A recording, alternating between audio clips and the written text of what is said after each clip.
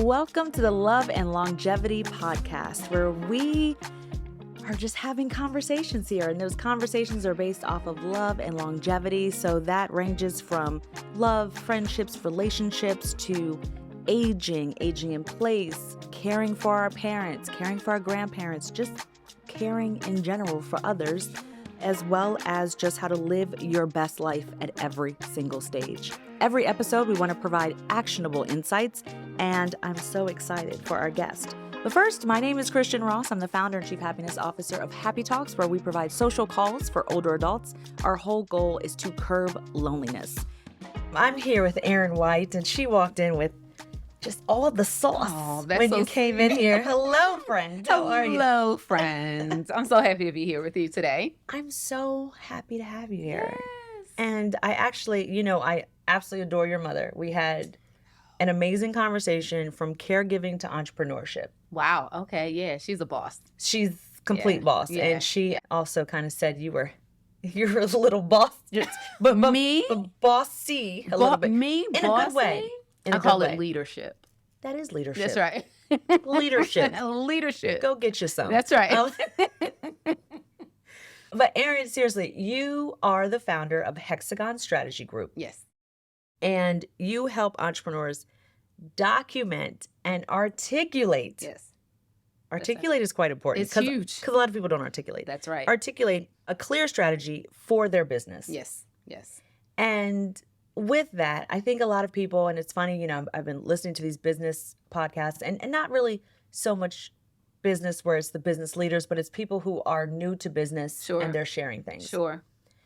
And I think that's one of the things that I keep not seeing or hearing is the clear strategy. Yeah. So I will tell you, for me, it's a pet peeve. Yeah. Because these days with social media. Oh, Lord. Let's talk about it.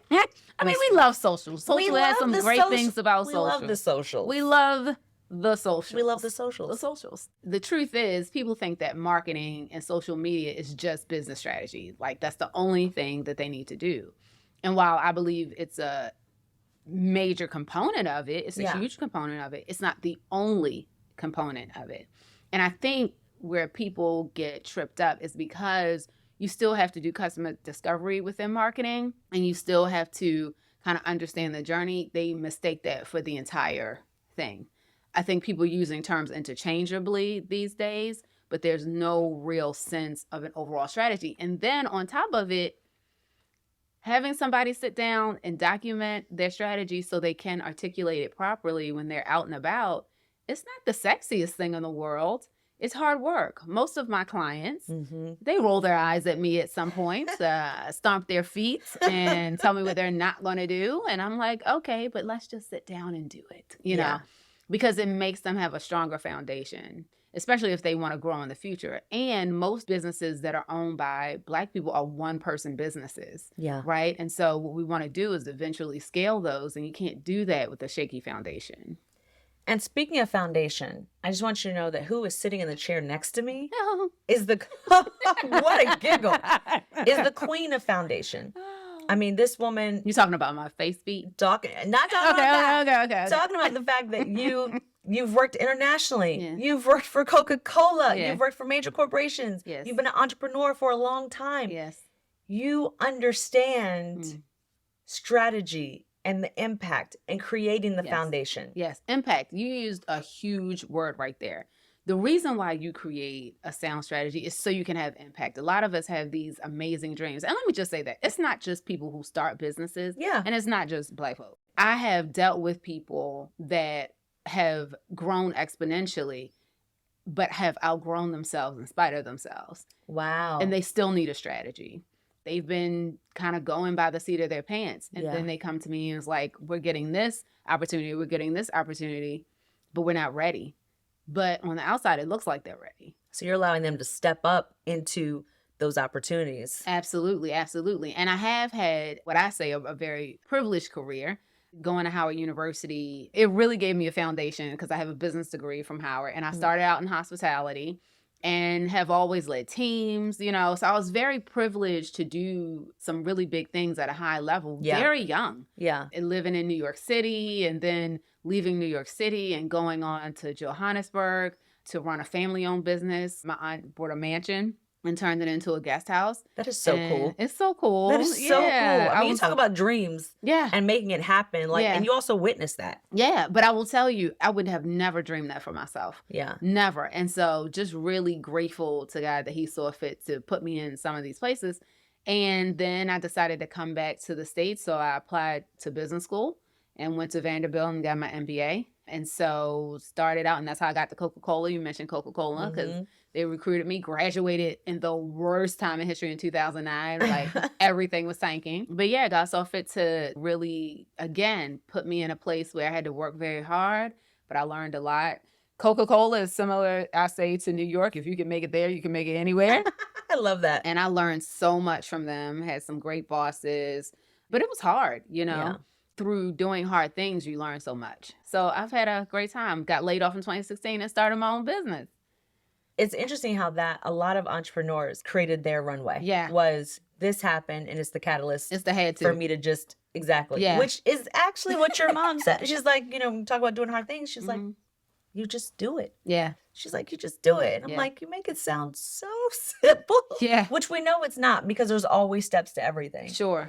And when I think about longevity in this sense of us talking, I think about business longevity.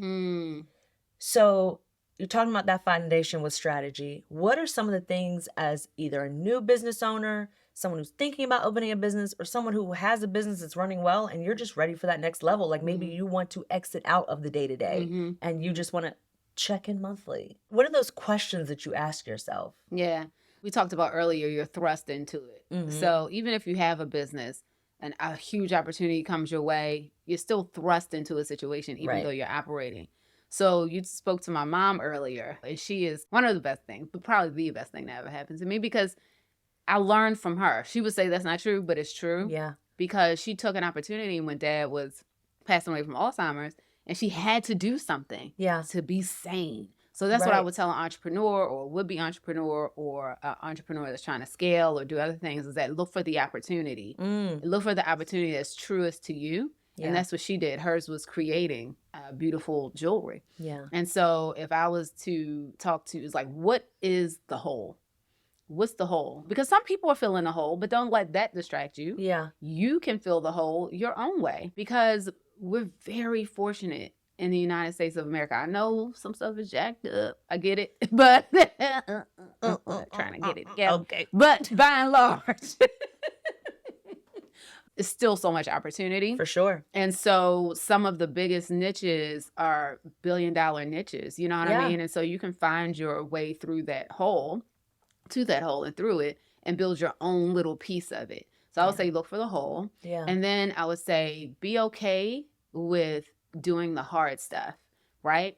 And like I said, sitting down with somebody, mapping out your strategy, that's not the sexy stuff. It's so much work that comes behind this for us to sit here.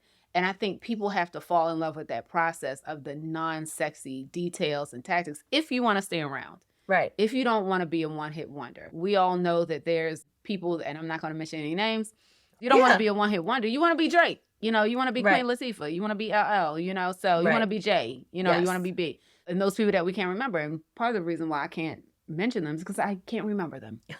So at the end of the day, I feel like that's what I would tell entrepreneurs. Look for the hole. Yeah.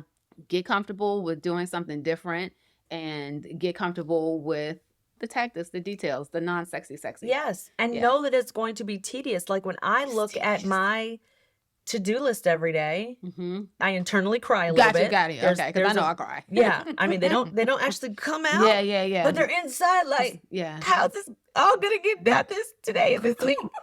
And at the same time, I'm like, thank you, God, for this opportunity. Yes. Thank you for this opportunity that I get to connect with people and I get to learn about people and I get to impact people. Like, I know I'm doing what I'm supposed to be doing. You're doing God's work, Christian. So honestly, you are. I appreciate that. It's incredible. It's one of those things where you're looking at your list and you just can't get bogged down. And so one thing, I was speaking to an entrepreneur and she said, oh, how's everything going?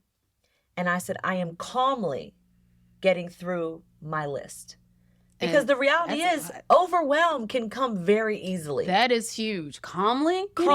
So Yes. now when I think of I have to settle myself Yes. and calmly look at my list. Yes. That mindset for me gives a shift, but it goes back to making sure that I'm following the strategy. Yeah. Because if not, you veer off and then you see when you're not getting phone calls. Yeah. Yeah. You see when you deviate from the strategy what happens. And let me say this, and this is so important what you just said.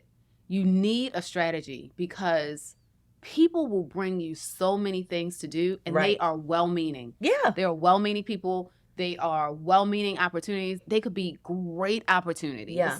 But if you don't follow your strategy, you'll get moved all over the place, and it's not your business anymore. Right. It's somebody else's business, what they think you should do. And so when you hear a lot of people saying, I'm ready, I don't want to stop my business, it's because the focus has stopped. And the only way you can have focus, and I'm not saying that you have to have a 65-page business plan. That's not what I'm saying, because I think a lot of times people hear that. But if you really want to be impactful, you got to stay focused. Right. And that also means not trying to do everything. So when you have this arm of your business or this arm of your business and this arm of your business, just start on one, especially if you're just starting out. Yeah. And even if you're growing, this happens in corporate. The amount of times I have sat around a table with executives and they say, we're doing too much, and we're not doing anything extremely well. So that's just not true for entrepreneurs. So if you want to take a page out of corporate, you have to understand. And let me say this, shout out to Ava DuVernay. I met her a few weeks ago. Nice. And I asked her a question about my own business. And she says, the riches are in the niches. I know she's not the first to say that, but that is true. And it's true for huge companies, and it's true for smaller companies and mid-sized companies. We have to stay true to ourselves. A strategy, clearly articulated, documented, and clearly articulated, not just to you, but even your employees, your vendors, your contractors. Yes. You know, because people think of their company as just them and their full-time employee, but it's not. It's anybody who helps you bring this business to life. I love that. I don't think that's said enough. And as well, too, for entrepreneurs, you're in a corporation and you are creating change within that corporation. You're working on projects and you're doing things. Yep. You know, this is an opportunity listening to this here. Realize when you see in your company they're doing too much. Just say, maybe you call an all hands meeting and say, we're doing too much. Absolutely. Or what do we need to focus on right now to get us to our goal? You know, we had this thing that we were trying to reach, this goal. Right now, everything else is so scattered, we're not going to reach that goal. So what are these 3 things? Right. Identify them that will get us to our goal. And we need to do that in life too. Yes. Like, yes. Okay, we want to lose 20 pounds. Well, Christian, put the jalapeno Cheetos down. Don't bring it up. I literally I got a salad and a small bag of Doritos. They don't match. Anyway. You mentioned something I need to mention. Yes. You assume that most of these people have goals. Oh. So. I did assume. Yeah. You'll be amazed. Like, okay, where do you want to be next year? Well, I just know I need to get on this podcast and I need to do this. But what is your strategic goal? Do you want to grow by 5%? Do you want to get 2,000 more people on your email list? Do you want to get, right? So that's how you can be distracted. Yeah. Well, one, you don't have a strategy. And the only way you can have a strategy is if you've articulated your goals. What are you building a strategy around if you don't have a goal? Do you have a mission statement? Do you have a purpose statement or a vision? And people say, oh, that's woo-woo. That's definitely not woo-woo. No, your vision is directional. And hopefully you'll be aspirational. Then your goals are what you want to hit, however many increments you want to do it.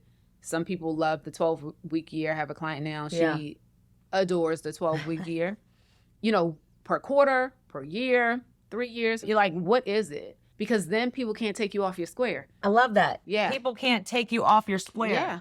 Because that's the other thing. No doesn't mean no forever. Correct. No can mean no just for right now, but Correct. I can't move off my square. Correct. And this is what the well-meaning people, especially here in Atlanta, the rate at which Atlanta produces entrepreneurs is insane. It is. And that is black, white, and different. This is a place to be, but I've been here for 14 years. And I will tell you, Atlanta has been pivotal in my life, but it breeds a lot of entrepreneurs. So that means it's a lot of opportunities. That means it's a lot of rabbit holes to go down. You know, it's a lot of nice things to do. Yeah. But are they the things that you're supposed to be doing? With that too, when you talk about rabbit holes, it's just like with events. Events are great, but at the same time, there may be times that you need to pause from events. Like I know I go to a lot of events. Like it's funny. People will be like, Christian, you're everywhere. I'm actually not. I'm strategic about where I go. Yes, you are. Yes, I'm strategic about what I'm trying to do, what the goal is. Yes. And I also support a lot of people. Yes. So if I can support, I'm going to support. If I can't support, no, I'm there in love, but I just can't support on this occasion. Physically, in person support. I can't physically support. So I think one of the things too is just to be mindful of the events that you're going to, the amount of events, and are they keeping you, like you said, on your square? You got to be strategic about your events. You do. I mean, you have to be strategic. That's a part of your plan. Yeah. Someone sent me a link the other day. It's basically all of the conferences in the United States for the whole year. Oh my gosh. Yes, it's insane. Yeah, I'll send it so people can have it. But what's crazy about it is that's a strategy. Yeah. So I spent time going through saying, what conferences do I want to try to pitch to speak at? Right. Or go to? You know, I've sent you a conference to go to, but because some of them should be learning conferences. Yep. Some of them should be networking conferences. And then some of them should be, if you want to speak or do a workshop, should be what I call awareness conferences. How do you build your awareness? And that's the same with the events in your local city. Yeah. You know, what are you trying to do when you get there? Who's going to be there? You know, you really only have to stay 30 minutes to an hour if you got a hit list. Yeah. You go in there, you talk to people, and you do what you got to do, and you go home. So people think, I have to be out all night, but it's really about strategy. Everything is strategy. Hi, I'm Christian Ross, founder and Chief Happiness Officer of Happy Talks, where we provide social phone calls for older adults. So while you're thinking about the care of your loved one, remember, connection is key to optimal health, and we would love to partner with you. Go ahead and visit www.happytalks.com. It's funny too, because we were creating our SOPs, our standard operating procedures. Sure. And my brain hurt as I was going through documenting, doing things, to the point that I said to our ops person, I said, can I set my watch for 10 minutes? Yeah. Can I put my head down for 10 minutes? Because just like you said, the work isn't sexy. The work is hard. Your brain will hurt. Yes. But it's one and done work. It's your framework. And after you have your framework, you can then build off of that. Absolutely. And it's one of those things where, again, it's unsexy as an entrepreneur. It's unsexy if you're an entrepreneur in a company. But it's one of those things that you have to do. Yeah. What are some of the questions or just the mindset that you have to have when you're doing that? Because like I said, I needed breaks. My head hurt, and that's not hyperbole. Yeah. It was painful. Yeah, it is painful. Because I'm a creative person. I'm that person who's like, oh, you're looking for this? Let me connect you with this person. Like, that's who I am. I'm the bridge. I'm the arms. Yes. Connector. You're a connector. I'm the connector. Yeah. I am not the person, though, that's going to connect. After this, do this, and after this, do this. And what if something happens here, that what gets done? I'm not that person. Yeah, yeah. And the answer, honestly, Christian, depends on the stage you're in business, what you can afford as well.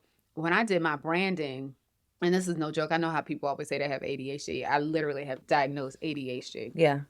So when I did my branding, she wanted me to fill out this questionnaire.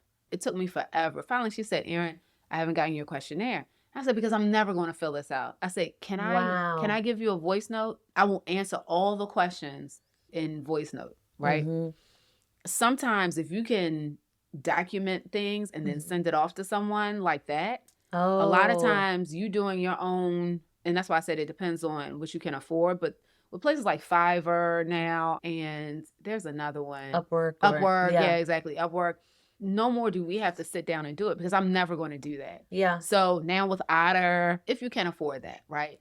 But now, even if you can't, you can have Otter, you can have stuff like that, and you just go back and edit it. Yeah. So that's one thing. And then as you get better and better, like I said, SOPs, things like that, they're one and done. You should check them for accuracy every year against whatever, especially if they're policies or things like that against your local laws. You want to do that, right?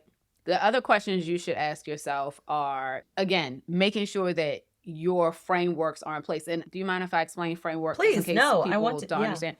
So a framework is just about how you're going to do business. And James Clear, he has a framework. He's hot. He's super hot right now with Atomic Habits. Oh, yeah. Yeah. So James Clear, he has a framework by which he stacks habits, and he helps us to stack habits, right? And so a framework is just how you do. But if you notice, James Clear with Atomic Habits framework, he wrote his book on it. He did his masterclass on it. He gives his talks on it.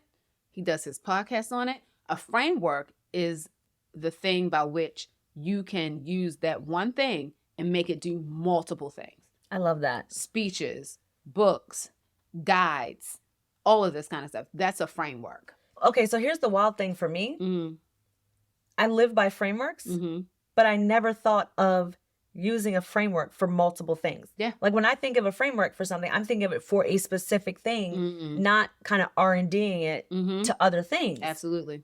I'm glad you said that. Okay. Yeah, absolutely. I mean, again, I'm going to go back to what I said earlier about focus. Yeah. So that's something else that I would tell them. That's how you keep your focus. You're in multiple lanes, but the same thing is in each lane. It keeps you focused.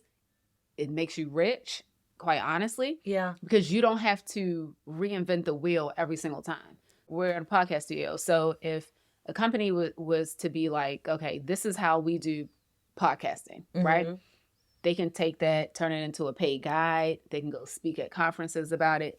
They can write a book about it. They can do a course on it, a digital course on it. They can go teach it in high schools if they wanted to go teach us. It's the same thing, but they're in multiple lanes. And I would say optimize for impact, because that is optimizing for impact. Yeah. Right? Everybody wants to make this huge impact on the world. But when I run into somebody and they say I got 3 or 4 businesses, and that's great if you're like up here, but if you're just starting out, you got to focus. It's scattered. You have to focus. You got to focus. Focus is so key. Yeah. That just made me think differently, a framework. I need to go back. I haven't read Atomic Habits. I think I read Tiny Habits. It's a different book, but I need to go back and read Atomic Habits. I love it. It's tough rebuilding habits. Changing habits. Yeah. And you have to. It's like, they're like, 33 days, 66 days. The reality is, when those guidelines came out, we didn't have all these distractions. Right. Plus that research, people have taken a piece of that research when people say 21 days. Yeah. That's actually not correct. It's minimum 21 days. And no one ever reads the entire research paper. What are some of your favorite books for business strategy, and especially for the longevity of your business? Maybe you got to get that foundation back right. Like, just like you said, those books that you kind of boomerang, like Atomic Habits. Okay. So one that I think everybody should have. Okay. Everyone should have. I'm here for it. And this is old, but Mr. Chicken Soup for the Soul, he wrote Success Principles. There's a book. It is so thick. It's huge. Success Principles. I think every kid should read it. Wow. I think every high school, I think every grown up, I think everybody should read Success Principles. And I think the first one is take responsibility for yourself. That's the first principle. We don't listen. Because there's a whole lot of not taking responsibility. We're not going to get into that, but we're going back to the book. Listen, I'm not trying to sit up here holier than thou. Yeah. That's why I said I got to revisit that book. Yeah. But take responsibility for yourself. Whew. And it's a reason why that is number one. For me. Success Principles. Yeah. Yes. Okay. For me. Yeah. I will say the Bible is a huge part. Yeah. Because I have read books on leadership. Leadership is supremely important to me. And I think that's what the Success Principles are getting at. But the Bible and how Jesus led is supremely important to me. And that's why I like John Maxwell's book. Speaking of John Maxwell, a book is a must, Failing Forward. Failing Forward. Oh, that's the only way to fail. That's the only way to fail. And people just cannot be afraid of failure. Like, I think about all the grants, programs I applied to. Yeah. Like last year, I think I had a total of, my last video was at 42 no's. I finished the year at 49. Like, I was almost at a hot, fresh 50. Almost at a hot, fresh 50 rejection. Ended at 49. But you have to, like, okay, I didn't get that. Yeah. And that's one thing I can say, being in entrepreneur spaces like Atlanta Tech Village, and for the length of time I've been there, I've seen so many people fail forward. Yes. they've ended their business, they've hopped into someone else's, and then because of their expertise, they help that grow and it catapulted. Absolutely. Or they had 2 or 3 businesses, the 4th one, that was the one. That's good. That's light work for. Light work is for. Let me say this. Yeah. I don't want to hear nothing. I mean, you want a good story, don't you? I mean, there's no good story in I started and it blew up. Okay. No one wants to hear that. Yeah. Like, no one wants to hear that. So you're going through the mud. Yeah. And quite frankly, character is built there. Perseverance is built there. Nothing easy builds character. That's why I chose the Bible too. I'm not going to list them, but any autobiographies of people you admire, whether they were in business or not, you can always find principles in there because every successful, whatever you call a successful person, you can learn something from them about how to move forward, right? Yeah. I just finished Sheila Johnson's book. Oh. So if you don't know. Billionaire now. That's right. Ben. So she was the first Black woman billionaire in the United States.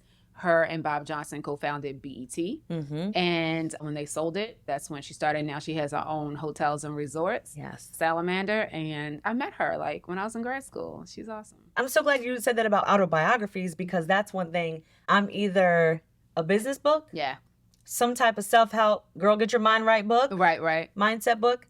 And then a good old murder mystery. Yeah. Someone is getting taken out like Murder, She Wrote. Like Mama, it's like. Why? Like. I am obsessed with true crime. Let's not even go. Yes. My mother's word. But yes, I am. But it's like those are my go-tos. And I said, I watch these things or I hear these things. I look at these business leaders. I need to start reading their biographies. Yeah, for sure. And I learned about one, I think his name was J.J. Hill, who started the Northwestern Railroad. And it was so interesting. This man, it was either 1865 or 1914, either way, not too far apart in time, was worth $60 million back then. So that's like a couple billion now. Yeah. Wow. And what I loved about reading about him was that not only did he help expand this railroad, but he also made sure to create affordable housing next to the railroad so that when people came, they could actually buy their homes. Novel idea. What a novel idea. Affordable housing. Right. My goodness. So do you know John H. Johnson, who published Jet? Yes. He's another, long since gone, but I read his book when I was probably in high school, and it's still relevant today. And he started that media publishing empire. So that's a great one to read.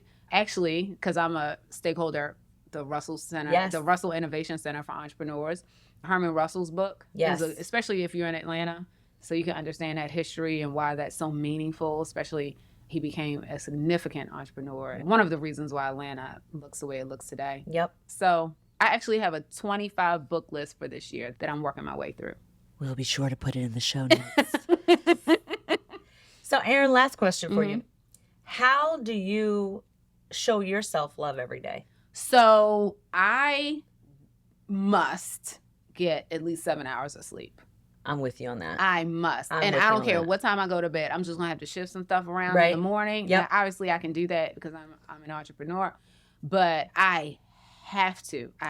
Totally understand that. Yeah. My self-care, and this is going to sound weird, but my self-care is actually doing things for other people. So I volunteer at the Salvation Army shelter, first and third Saturdays of each month.